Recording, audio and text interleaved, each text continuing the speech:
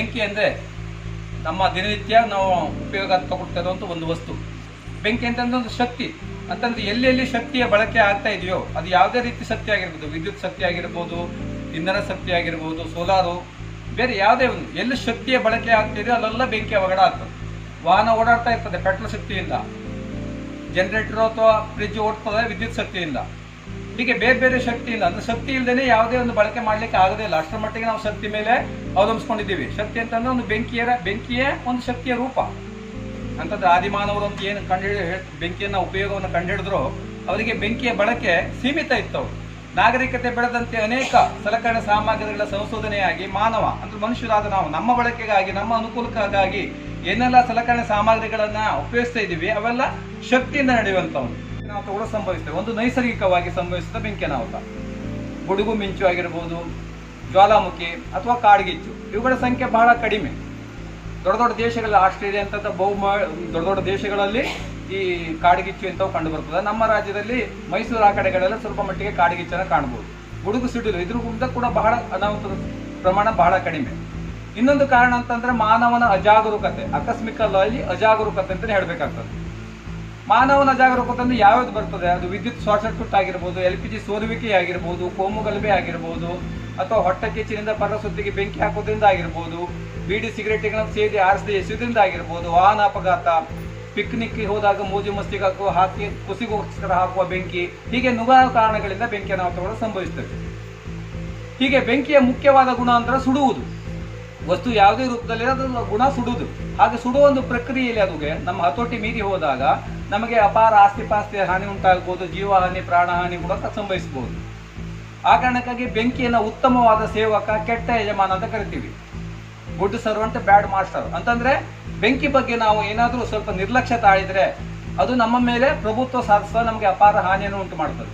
ಅದನ್ನೇ ನಾವು ಅದರ ಬಗ್ಗೆ ಜಾಗ್ರತೆಯಿಂದ ಅದನ್ನು ಎಷ್ಟು ಬೇಕೋ ಅಷ್ಟನ್ನ ಬಳಸ್ಕೊಂಡು ಹಿತಮಿತವಾಗಿ ಅಂತಂದ್ರೆ ಅದ್ರ ಮೇಲೆ ನಿಗಾ ವಹಿಸ್ಕೊಂಡು ಬಳಸಿದ್ರೆ ಅದರಿಂದ ನಾವು ಒಳ್ಳೆಯ ಉತ್ತಮ ಸೇವಕನಾಗಿ ಕೆಲಸ ಮಾಡ್ಕೋಬಹುದು.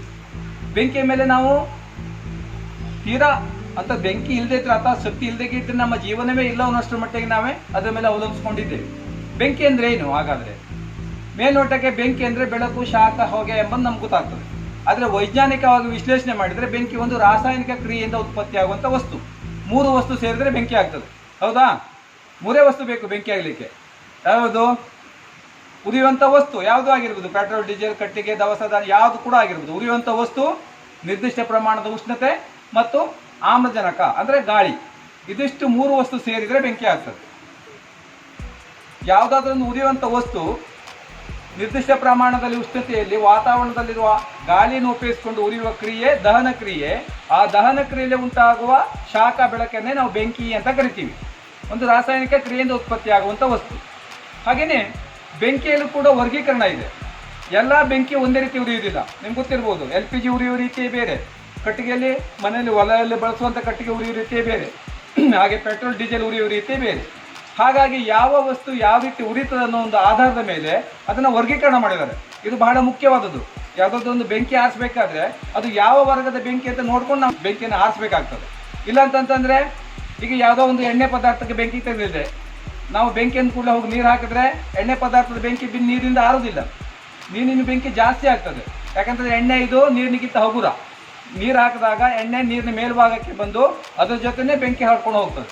ಆ ಕಾರಣಕ್ಕಾಗಿ ಬೆಂಕಿ ಅವಘಡ ಆದಾಗ ಮುಖ್ಯವಾಗಿ ಗಮನಿಸಬೇಕಾಗಿದ್ದು ಅದು ಯಾವ ವರ್ಗದ ಬೆಂಕಿ ಅಂತೇಳಿ. ಉರಿಯುವ ವಸ್ತುವಿನ ಗುಣಧರ್ಮದ ಆಧಾರದ ಮೇಲೆ ಬೆಂಕಿಯನ್ನ A ವರ್ಗ, B ವರ್ಗ, C ವರ್ಗ, D ವರ್ಗ ಅಂತ ಮಾಡಿದೀವಿ. A ವರ್ಗ ಅಂತಂದ್ರೆ ಉರಿದ ನಂತರ ಬೂದಿಯನ್ನು ಉಳಿಸುವಂತ ವಸ್ತುವಿಗೆ ತಗಲಿದ ಬೆಂಕಿ ಎಲ್ಲ A ವರ್ಗ. ಯಾವುದು ಉರಿದ ನಂತರ ಬೂದಿ ಕೊಡುವಂಥದ್ದು ಗೊತ್ತಿದೆಯಾ? ಕಟ್ಟಿಗೆ, ದವಸ ಧಾನ್ಯ, ಪ್ಲಾಸ್ಟಿಕ್, ಬಟ್ಟೆ ಇವೆಲ್ಲ ಉರಿದ ನಂತರ ಬೂದಿ ಕೊಡ್ತದೆ. ಅದನ್ನು ನೀರು ಹಾಕಿ ಆರಿಸ್ಬೋದು, ಏನು ತೊಂದರೆ ಇಲ್ಲ. ಹಾಗೇನೆ ಉರಿಯುವ ತೈಲ ಪದಾರ್ಥ, ಆಯಿಲ್ ಫೈರ್ ಅಂತ ಹೇಳ್ತೀವಿ, ತೈಲ ಪದಾರ್ಥಗಳು ತಗಲಿದ ಬೆಂಕಿಯನ್ನ B ವರ್ಗ ಅಂತ ಕರಿತೀವಿ. ಇದನ್ನು ನೀರು ಹಾಕಿ ಆರಿಸಲಿಕ್ಕೆ ಆಗುದಿಲ್ಲ, ಅದಕ್ಕೆ ಅದರದ್ದೇ ಅದೊಂದು ಮಾಧ್ಯಮ ಇದೆ. ಹಾಗೇನೆ ಉರಿಯುವ ಅನಿಲ ಪದಾರ್ಥಕ್ಕೆ ತಗಲಿದ ಬೆಂಕಿಯನ್ನ C ವರ್ಗ ಅಂತ ಕರಿತೀವಿ. ಅನಿಲ ಅಂದ್ರೆ ಗ್ಯಾಸ್. ಬಹುತೇಕ ಎಲ್ಲ ಮನೆಗಳಲ್ಲಿ ಗ್ಯಾಸ್ಗಳನ್ನೇ ಬಳಸ್ತಾ ಇದ್ವಿ ಇತ್ತೀಚೆಗೆ. ಅತ್ಯಂತ ಅಪಾಯಕಾರಿಯಾದ ವರ್ಗ ಅಂದ್ರೆ ಇದೇನೆ C ವರ್ಗ. ಉರಿಯುವ ಅನಿಲ ಪದಾರ್ಥಗಳಿಗೆ ತಗಲಿದ ಬೆಂಕಿಯನ್ನ C ವರ್ಗ ಅಂತ ಕರಿತೀವಿ. ಗೋಬರ್ ಗ್ಯಾಸ್, LPG, ಬುಟೇನ್, ಪ್ರೊಪೇನ್ ಮತ್ತು ಅಸಿಟಲಿನ್, ಹೀಗೆ ಬೇರೆ ಬೇರೆ ರಾಸಾಯನಿಕ ಅಸಿಟಲಿನ್ ಇಂಥವೆಲ್ಲ ಇದೆ, ಅವೆಲ್ಲ C ವರ್ಗ. ಇನ್ನು ಕೊನೆಯದಾಗಿ ಲೋಹ ಬೆಂಕಿ, ಮೆಟಲ್ ಫೈರ್. ಲೋಹ ಉರಿಯತ್ತಾ ನೋಡಿದಿರ ಎಲ್ಲಾದ್ರೂ? ಲೋಹ ಅಂದ್ರೆ ಕಬ್ಬಣ, ಚಿನ್ನ, ಬೆಳ್ಳಿ ಇವೆಲ್ಲ ಉರಿತದ.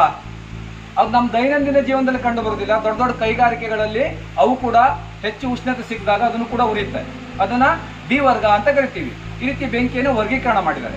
ವಸ್ತುಗಳು ಬೆಂಕಿ ಕೇಳಿ ಸೋಕಿದ ತಕ್ಷಣ ಸ್ಫೋಟ ಹೊಂತದೆ. ಅದು LPG ಸೋರುವಿಕೆನೇ ಆಗಿರ್ಬೋದು. LPG ಒಂದ್ಸೊಮ್ಮೆ ಜಾಸ್ತಿ ಸೋರುವಿಕೆ ಅದು ಏನಾಗ್ತದೆ, ನೀವು ಲೈಟ್ ಹೊತ್ತಿಗೆ ಬಗ್ ಅಂತ ಆಗೋಲ್ವಾ, ಅದು ಸ್ಫೋಟನೇ. ಹಾಗೇನೆ ಪಟಾಕಿ ಇವೆಲ್ಲ ಬೆಂಕಿ ಕಿಡಿ ಸೋಕಿದ ತಕ್ಷಣ ಸ್ಫೋಟ ಆಗತ್ತೆ. ಇನ್ನು ಕೆಲವು ವಸ್ತುಗಳು ಏನಂತಂದ್ರೆ ಅದು ವಾತಾವರಣಕ್ಕೆ ಎಷ್ಟು ತೆರ್ಕೊಂಡಿದೆ ಅಂತ, ಗಾಳಿ ಸಂಪರ್ಕಕ್ಕೆ ಹೇಗಿದೆ ಅದರ ಮೇಲೆ ಅವಲಂಬಿಸಿಕೊಂಡಿರ್ತದೆ. ಅಂತಂದ್ರೆ ವಾತಾವರಣಕ್ಕೆ ತೆರೆದುಕೊಂಡು ಅದರ ಮೇಲ್ಭಾಗದ ವಿಸ್ತೀರ್ಣ ಹೆಚ್ಚಾದಂತೆ ಉರಿಯುವ ವೇಗ ಹೆಚ್ಚು. ಈಗ ಇದೊಂದು ಹಾಳೆ ತಗೊಳ್ಳಿ, ನೀವು ಇದಕ್ಕೆ ಬೆಂಕಿ ಕೊಟ್ಟರೆ ಸರಾಗವಾಗಿ ಉರಿಯುತ್ತಲ್ವಾ. ಅದನ್ನ ಇದು ಮುದ್ದೆ ಮಾಡಿ ಬೆಂಕಿ ಕೊಟ್ಟಿದ್ರೆ ಏನಾಗುತ್ತೆ, ಸ್ವಲ್ಪ ನಿಧಾನಕ್ಕೆ ಉರಿಯುತ್ತೆ. ಅಂತಂದ್ರೆ ಗಾಳಿ ಸಿಗೋದಿಲ್ಲ. ಅದು ವಾತಾವರಣಕ್ಕೆ ತೆರೆದುಕೊಂಡು ಮೇಲ್ಭಾಗ ಹೆಚ್ಚಾದಂತೆ ಉರಿಯುವ ವೇಗ ಹೆಚ್ಚು. ಬೆಂಕಿ ಅಂತಂದ್ರೆ ಉರಿಯುವ ವಸ್ತುವಿನ ಗುಣಧರ್ಮದ ಆಧಾರದ ಮೇಲೆ ಅವಲಂಬಿಸಿಕೊಂಡಿದೆ. ಆ ಉರಿಯುವ ವಸ್ತುವಿನ ಗುಣಧರ್ಮ ಗೊತ್ತಾದ್ರೆ ನಮಗೆ ಬೆಂಕಿಯನ್ನು ಆರಿಸೋದು ಬಹಳ ಸುಲಭ ಆಗ್ತದೆ. ಹಾಗೇನೆ ಬೆಂಕಿಯ ಆದ ತಕ್ಷಣ ಆರಿಸಲಿಕ್ಕೆ ಕೆಲವೊಂದಷ್ಟು ಉಪಕರಣಗಳನ್ನು ತಯಾರು ಮಾಡಿದ್ದಾರೆ. ಅದಕ್ಕೆ ಫೈರ್ ಎಕ್ಸ್ಟಿಂಗ್ವಿಷರ್ ಅಂತ ಹೇಳ್ತೀವಿ. ಸಿನಿಮಾ ಮಂದಿರಗಳಲ್ಲಿ, ದೊಡ್ಡ ದೊಡ್ಡ ಕಟ್ಟಡಗಳಲ್ಲಿ, ಫ್ಯಾಕ್ಟ್ರಿಗಳಲ್ಲಿ ಅವನ್ನೆಲ್ಲ ಕಂಪಲ್ಸರಿ ಇಡಬೇಕು ಅಂತ ಸರ್ಕಾರದವ್ರು ನೇಮಕ ಮಾಡಿದ್ದಾರೆ. ಅದು ಬಹಳಷ್ಟು ಕಡೆ ಇಟ್ಟಿರ್ತಾರೆ. ಈ ರೀತಿ ಇರುತ್ತೆ ಅದು ಇಕ್ವಿಪ್ಮೆಂಟ್. ಅದು ಏನಂತಂದ್ರೆ ಸರ್ಕಾರದ ನಿಯಮವನ್ನ ಪಾಲನೆಗೋಸ್ಕರ ಅಂತವನ್ನ ಬಹಳಷ್ಟು ಕಡೆಗೆ ಇಟ್ಟಿದ್ದಾರೆ. ಅದನ್ನ ಆಪರೇಟ್ ಮಾಡೋದು ಹೇಗೆ ಅಂತ ಕಲ್ತ್ಕೊಂಡಿರ್ತಿಲ್ಲ ಕೆಲವೊಮ್ಮೆ. ಬೆಂಕಿ ಆದಾಗ ಅದನ್ನೇ ತಗೊಂಡು ಬೆಂಕಿ ಹಾಕಿದ್ದು ಉಂಟಂತೆ. ಹಾಗಾದ್ರೂ ಬೆಂಕಿ ಆಗ್ಲಿ ಅಂತೇಳಿ. ಆ ಕಾರಣಕ್ಕಾಗಿ ಪ್ರತಿಯೊಂದು ವಸ್ತುವನ್ನು ಅಂತಂದ್ರೆ ಏನಾದ್ರೂ ಉಪಕರಣ ಇದೆ ಅಂತಂದ್ರೆ ಅದನ್ನ ಯಾಕೆ ಬಳಕೆ ಮಾಡಬೇಕು, ಹೇಗೆ ಬಳಕೆ ಮಾಡಬೇಕು ಅನ್ನೋದನ್ನ ತಿಳ್ಕೊಳ್ಳೋ ಒಂದು ಪರಿಜ್ಞಾನ ಇರಬೇಕಾದ್ದು ಬಹಳ ಅವಶ್ಯ ಇದೆ. ದೊಡ್ಡ ದೊಡ್ಡ ಕೈಗಾರಿಕೆಗಳ ಸಿಬ್ಬಂದಿಗಳಿಗೆ ಅಗ್ನಿ ಅವಘಡಗಳ ಬಗ್ಗೆ, ಅದರ ನಿರ್ವಹಣೆ ಬಗ್ಗೆ ತರಬೇತಿಯನ್ನು ಕೊಡುವಂತ ವ್ಯವಸ್ಥೆ ಕೂಡ ಇಲಾಖೆಯಲ್ಲಿ ಇದೆ. ಆರ್ಯ ಮುನ್ಕೂರ್ ಅಗ್ನಿಶಾಮಕ ಅಕಾಡೆಮಿ ಬೆಂಗಳೂರು ಅಂತೇಳಿ ಇಲ್ಲಿ 1 ತಿಂಗಳದ್ದು 15 ದಿವಸದ್ದು ವಾರದ ಒಂದು ಕೋರ್ಸ್ ಇದೆ. ಅಂತಂದ್ರೆ ಇಂಥ ಉಪಕರಣಗಳನ್ನು ಯಾವ ರೀತಿ ಬಳಸಬೇಕು ಅನ್ನೋದ್ರ ಬಗ್ಗೆ ಒಂದು ಮಾಹಿತಿ ಕೊಡುವಂಥದ್ದು. ಅನೇಕ ರೀತಿಯಿಂದ ಬೆಂಕಿ ಅವಘಡಗಳು ಉಂಟಾಗ್ತವೆ. ಅದರಲ್ಲಿ ಮುಖ್ಯವಾಗಿ ವಿದ್ಯುತ್ ಶಾರ್ಟ್ ಸರ್ಕ್ಯೂಟ್. ವಿದ್ಯುತ್ ಶಾರ್ಟ್ ಸರ್ಕ್ಯೂಟ್ ಹೇಗೆ ಉಂಟಾಗುತ್ತೆ? ಕಳಪೆ ದರ್ಜೆ ವಿದ್ಯುತ್ ಸಾಮಗ್ರಿಯನ್ನು ಬಳಸೋದ್ರಿಂದ, ಸರಿಯಾಗಿ ಕೆಲಸ ಕಾರ್ಯ ಗೊತ್ತಿರದ ವ್ಯಕ್ತಿಯಿಂದ ವಿದ್ಯುತ್ ಕಾಮಗಾರಿ ಮಾಡಿಸೋದ್ರಿಂದ, ಅಂದ್ರೆ ಅರ್ಧಂಬರ್ಧ ಕೆಲಸ ಗೊತ್ತಿದ್ದವ ಅಂತ ಹೇಳ್ತೀವಲ್ಲ, ಅವ ಬಂದು ಏನೋ ವೈರಿಂಗ್ ಮಾಡ್ದ, ಏನೋ ಇದು ಮಾಡ್ದ, ಆ ಸಂದರ್ಭದಲ್ಲಿ ಏನಾಗುತ್ತೆ, ವಿದ್ಯುತ್ ಶಾರ್ಟ್ ಸರ್ಕ್ಯೂಟ್ ಆಗೋ ಸಾಧ್ಯತೆ ಇರುತ್ತೆ. ಹಾಗೇನೆ ಒಂದೇ ಸಾಕೆಟ್ಗೆ ಹಲವಾರು ಪ್ಲಗ್ ಜೋಡಣೆ ಮಾಡಿ ಹೆಚ್ಚು ಶಕ್ತಿ ಬಂದು ಅದು ಕೂಡ ಕಾರಣ ಆಗ್ತದೆ. ಇಂಥ ಸಂದರ್ಭದಲ್ಲಿ ಏನ್ ಮಾಡ್ಬೇಕು ಅಂತಂತಂದ್ರೆ, ನಾವು ಯಾವುದೇ ಒಂದು ವಿದ್ಯುತ್ ಕಾಮಗಾರಿ ಮಾಡಿಸ್ಬೇಕಾದ್ರೆ ಸರಿಯಾದ ಗುಣಮಟ್ಟದ ಸಲಕರಣೆ ಸಾಮಗ್ರಿಗಳನ್ನೇ ಉಪಯೋಗಿಸಬೇಕು ಮತ್ತು ಸರಿಯಾದ ವ್ಯಕ್ತಿಯಿಂದ ಅಂತ ಕೆಲಸ ಮಾಡಿಸ್ಬೇಕು. ಯಾವುದೇ ಒಂದು ವಿದ್ಯುತ್ ಶಾರ್ಟ್ ಸರ್ಕ್ಯೂಟ್ ಆಗಿದೆ ಅಂತಂದ್ರೆ ಪ್ರಥಮವಾಗಿ ಮಾಡಬೇಕಾದ ಕೆಲಸ ಏನು, ಯಾವುದೇ ಒಂದು ವಿದ್ಯುತ್ ಉಪಕರಣದಲ್ಲಿ ಬೆಂಕಿ ಮೇಲೆ ನೀರನ್ನು ಹಾಕ್ಲಿಕ್ಕೆ ಹೋಗಬಾರ್ದು. ನೀರು ಹಾಕಿದ್ರೆ ಏನಾಗುತ್ತೆ, ನೀರಿನಲ್ಲೂ ಕೂಡ ಕರೆಂಟ್ ಹರಿಯುತ್ತೆ. ನೀರು ಹಾಕಿದವರೆ ಎಗರಿ ಬೀಳೋ ಸಾಧ್ಯತೆ ಇರ್ತದೆ. ಅಂತ ಒಂದು ಸಂದರ್ಭದಲ್ಲಿ ಏನ್ ಮಾಡಬೇಕು, ಪ್ರಥಮವಾಗಿ ಮಾಡುವ ನೀವು ಕೆಲಸ ಅಂತಂದ್ರೆ ಎಲ್ಲೇ ಆಗಿರ್ಬೋದು, ನಿಮ್ಮ ಮನೆ ಒಳಗೆ ಆಗಿರ್ಬೋದು, ಫ್ಯಾಕ್ಟ್ರಿ ಒಳಗಾಗಿರ್ಬೋದು, ಎಲ್ಲಾದ್ರೂ ಒಂದು ವಿದ್ಯುತ್ ಸಲಕರಣೆಗೆ ಬೆಂಕಿ ಆಗಿದೆ ಅಂತಂದ್ರೆ ಮೊದಲು ಮಾಡಬೇಕಾದ ಕೆಲಸ ಮೇನ್ ಸ್ವಿಚ್ ಅನ್ನು ಆಫ್ ಮಾಡೋದು. ಏನ್ ಮಾಡಿರ್ತಾರೆ, ಎಷ್ಟೋ ವೈರ್ ತಗೊಂಡು ಪ್ಲಗ್ ನಿಂದ ವೈರ್ ತಗೊಂಡು ಹೋಗಿರ್ತದೆ, ಅಟ್ಟದ ಮೇಲೋ ಸಂದಿಯಲ್ಲೋ ಅಡಿಗೆ ಮನೆಯಲ್ಲೋ ಎಲ್ಲೆಲ್ಲೋ ತೋರಿಸ್ಕೊಂಡು ಹೋಗಿರ್ತದೆ. ಒಮ್ಮೊಮ್ಮೆ ಏನಾಗುತ್ತೆ, ಈ ಇಲಿಗಳು ಏನಾದ್ರು ಅದನ್ನು ಕಡಿದು ವೈರ್ ಡ್ಯಾಮೇಜ್ ಆಗಿದ್ರೆ ಅಲ್ಲಿ ವಿದ್ಯುತ್ ಶಾರ್ಟ್ ಸರ್ಕ್ಯೂಟ್ ಆಗೋ ಸಾಧ್ಯತೆ ಇರ್ತದೆ. ಅಂತ ಅನೇಕ ಬೆಂಕಿ ದುರಂತಗಳನ್ನ ನಾವು ನೋಡಿದೀವಿ. ಆ ಒಂದು ಕಾರಣಕ್ಕಾಗಿ ಹೇಳ್ತೀವಿ, ಯಾವುದೇ ಮನೆಯಲ್ಲಿ ಈ ನೇತಾಡುವಂತಹ ವೈರ್ ಗೀರ್ ಇದ್ರೆ ಅದನ್ನು ಕೂಡಲೇ ಬದಲಾಯಿಸಲಿಕ್ಕೆ.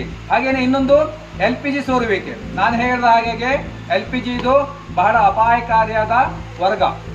ಸಾಮಾನ್ಯವಾಗಿ ಎಲ್ಲರ ಮನೆಗಳಲ್ಲಿ LPG ಇದ್ದೇ ಇದೆ. LPG ಏನಿದು, ಬುಟೇನ್ ಮತ್ತು ಪ್ರೊಪೇನ್ ಅಂತ 2 ಅನಿಲಗಳ ಸೇರಿಕೆಯಿಂದ ಉಂಟಾಗುವಂತ ಒಂದು ಗ್ಯಾಸ್, ಅನಿಲ ಅಂತ ಹೇಳ್ತೀವಿ. ಗಾಳಿಗಿಂತ ಭಾರ ಸೋರುವಿಕೆಯಾದ ತಳಭಾಗದಲ್ಲಿ ಸಂಗ್ರಹ ಆಗ್ತದೆ.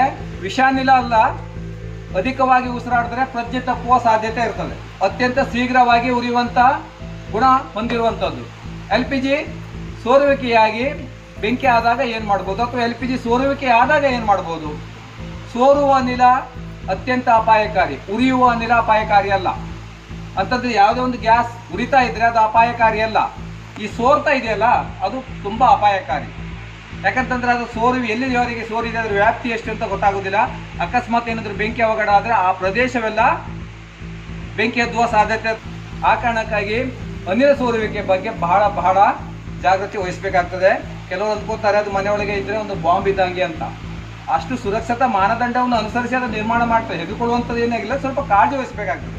LPG ಸಿಲಿಂಡರ್ ಮನೆಗೆ ಬಂದಾಗ ಪ್ರಥಮವಾಗಿ ನಾವು ಗಮನಿಸಬೇಕಾಗೋದು ಅದರ ಸ್ಥಿತಿಗತಿ. ಅಂತಂದ್ರೆ ಒಮ್ಮೊಮ್ಮೆ ಏನ್ ಮಾಡ್ತಾರೆ, ಅವರು ಮೇಲಿಂದ ದಡಾರ್ ಅಂತ ಬಿಸಾಕ್ತಾರೆ.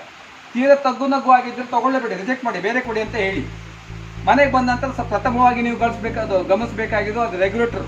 ಅದನ್ನು ಅಳವಡಿಸಿದ ನಂತರ ಅದು ಸರಿಯಾಗಿ ಕೂತ್ಕೊಳ್ತದೋ ಇಲ್ಲೋ ಅಂತ. ಅಂತಂದ್ರೆ ಒಮ್ಮೊಮ್ಮೆ ರೆಗ್ಯುಲೇಟರ್ನಲ್ಲಿ ಗ್ಯಾಸ್ ಆನ್ ಮಾಡಿದಾಗ ಆ ರೆಗ್ಯುಲೇಟರ್ ವಾಲ್ವ್ ಸರಿ ಇಲ್ಲದೆ ಇದ್ರೆ ಅಥವಾ ಒಳಗಡೆ ಇರುವ ಸಿಲಿಂಡರ್ ಒಳಗಡೆ ಇರುವ ವಾಯ್ಸರ್ ಸರಿ ಇಲ್ಲದೆ ಇದ್ರೆ ಗ್ಯಾಸ್ ಅಲ್ಲೇ ಲೀಕೇಜ್ ಆಗುವ ಸಾಧ್ಯತೆ ಇರ್ತದೆ. ಮುಖ್ಯವಾಗಿ ಮತ್ತೆ ರೆಗ್ಯುಲೇಟರ್ ಟ್ಯೂಬ್ ಬಹಳಷ್ಟು ಜನ ಅದನ್ನು ಗಮನಿಸುವುದಿಲ್ಲ. ಕೆಲವರು ರೆಗ್ಯುಲೇಟರ್ ಟ್ಯೂಬ್ಗೆ ಕವಚ ಹಾಕಿರ್ತಾರೆ, ಹಾಗೆ ಮಾಡಬಾರ್ದು. ಮತ್ತೆ ಕೆಲವೊಂದು ವರ್ಷ ಅಡುಗೆ ಮನೆಯಲ್ಲಿ ಎಲ್ಲೆಲ್ಲೋ ತೋರ್ಕೊಂಡು ಬಂದಿರ್ತದೆ, ಅದ್ರ ಬಗ್ಗೆ ನಿಗಾ ವಹಿಸಬೇಕು. LPG ಎಲ್ಲಿಯಾದರೂ ಅಥವಾ ರೆಗ್ಯುಲೇಟರ್ ಟ್ಯೂಬ್ನಲ್ಲಿ ರಂಧ್ರ ಬಿದ್ದು ಗ್ಯಾಸ್ ಏನಾದರೂ ಲೀಕೇಜ್ ಆದರೆ ಅದು ಬಹಳ ಡೇಂಜರ್. ಯಾಕಂತಂದ್ರೆ ಸ್ಟೋವ್ನಲ್ಲಿ ಗ್ಯಾಸ್ ಅದು ಕಂಟ್ರೋಲ್ನಲ್ಲಿ ಬರ್ತದೆ. ಅಕಸ್ಮಾತ್ ರೆಗ್ಯುಲೇಟರ್ ಟ್ಯೂಬ್ನಲ್ಲಿ ರಂಧ್ರ ಬಿದ್ದು ಗ್ಯಾಸ್ ಹೊರಗೆ ಬಂದರೆ ಅದು ನಾನ್ ಕಂಟ್ರೋಲ್, ಅತ್ಯಂತ ರಭಸವಾಗಿ ಸೋರುವಿಕೆ ಆಗ್ತದೆ. ಬೆಂಕಿ ಆದರೂ ಕೂಡ ಅತ್ಯಂತ ರಭಸವಾಗಿ ಉರಿಯುತ್ತೆ. ಆ ಒಂದು ಕಾರಣಕ್ಕಾಗಿ ಅಡುಗೆ ಸಿಲಿಂಡರ್ ನಿಂದ ಕೆಲಸ ಮಾಡಬೇಕಾದ್ರೆ, ಅಡುಗೆ ಮಾಡಬೇಕಾದ್ರೆ ಬಹಳ ಕಾಳಜಿ ವಹಿಸಬೇಕು.